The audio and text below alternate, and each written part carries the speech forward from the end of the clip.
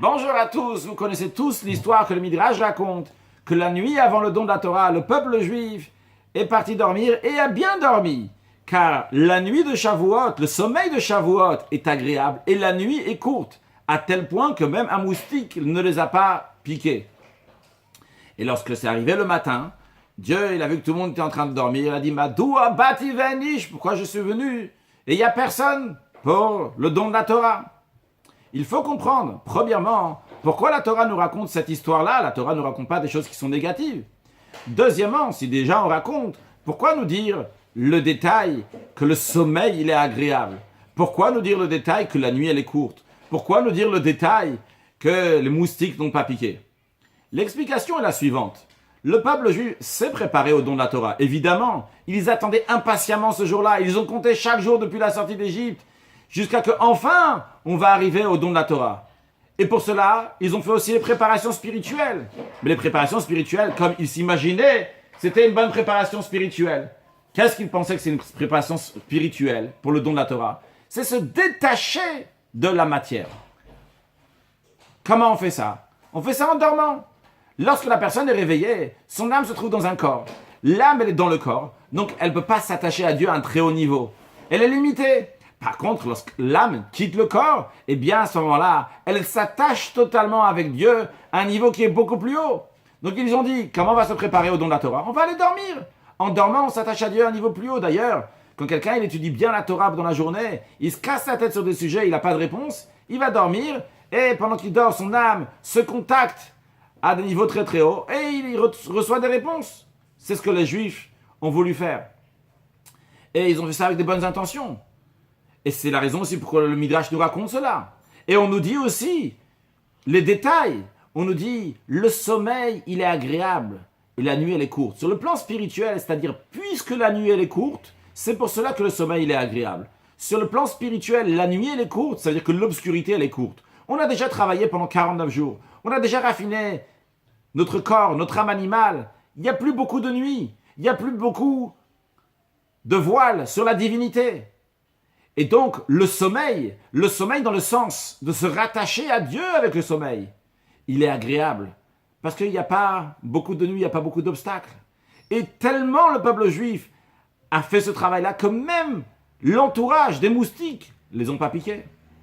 Donc c'est très très bien ce que les juifs ont fait a priori. Mais Dieu n'était pas content. Pourquoi Dieu n'était pas content? Parce que ce n'est pas ça les préparations du don de la Torah. C'est quoi le don de la Torah? C'est quoi la particularité du don de la Torah? La Torah, on l'étudiait déjà depuis l'époque des patriarches et même avant. 500 ans avant l'époque du don de la Torah, il y avait déjà l'étude de la Torah. Qu'est-ce qui s'est passé au don de la Torah? La particularité, c'est le lien entre le haut et le bas. Le Midrash nous dit, il y avait un roi qui a dit que ceux qui sont en haut ne vont pas descendre en bas. Ceux qui sont en bas ne vont pas monter en haut. Et un jour, le roi il a dit, j'annule ce décret. Eh bien, le Midrash nous dit, c'est la même chose que Dieu a fait. Il a dit, ceux qui sont en haut, le spirituel ne va pas descendre dans le matériel. Le matériel ne peut pas monter dans le spirituel.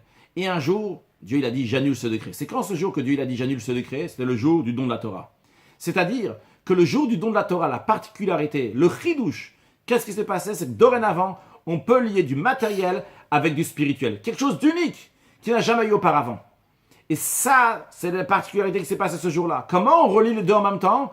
C'est en mettant l'âme dans le corps et non pas en séparant l'âme du corps. L'âme, c'est le spirituel. Le corps, c'est le matériel. Il faut lier le spirituel avec le matériel. L'âme dans le corps. Donc, lorsque les Juifs sont partis dormir en tant que préparation dans la Torah et donc séparer l'âme du corps, ils n'ont pas fait la bonne préparation pour le don de la Torah. La bonne préparation, quand tu te prépares à quelque chose, ta préparation doit ressembler à ce qui va y arriver. Ce qui va se passer maintenant, c'est qu'il y aura un lien entre le spirituel et le matériel. Donc reste réveillé en ayant l'âme dans le corps et à ce moment-là, tu vas exprimer la préparation au don de la Torah. C'est d'ailleurs la raison pour laquelle que nous, aujourd'hui, on reste réveillé la nuit de Shavuot, justement pour amener l'âme reste dans le corps lorsqu'on est réveillé et on se prépare au don de la Torah. Concrètement parlant, dans la vie de tous les jours, qu'est-ce que cela veut dire?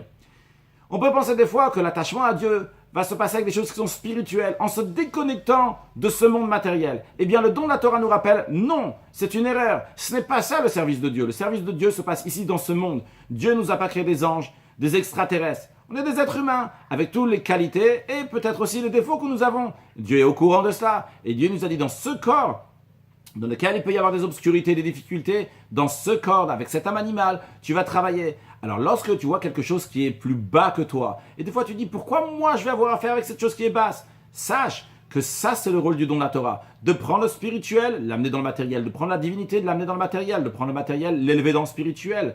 Dans la vie de tous les jours, c'est aussi lorsqu'on étudie la Torah, ça ne doit pas rester en théorie, ça doit venir dans la pratique, pas seulement en spirituel dans l'étude, mais aussi dans la pratique, dans le concret. De même, lorsque quelqu'un, il étudie, il prie, il s'inspire, que ce soit à la synagogue, que ce soit lors d'un moment d'étude, un moment d'un farbring, une réunion chassidique, il peut penser, bon, c'est très très bien, maintenant je me suis inspiré, mais après, lorsqu'il arrive à la maison, et il voit son conjoint, ses enfants, sa famille, ou lorsqu'il va dans le commerce, ça n'a plus de rapport. Non, le don de la Torah nous rappelle qu'il faut prendre tous ces forces spirituelles et les amener dans la vie de tous les jours, dans le concret, chez nous, dans la famille, 24 heures sur 24, 7 jours sur 7, Kabbalat Torah besimcha ou bepnimiut. Et ça, c'est une préparation pour le don de la Torah, Torah Chadash Amiti Teitze, une nouvelle dimension de Torah qui va se dévoiler avec la venue de Mashiach. Now, excellente journée.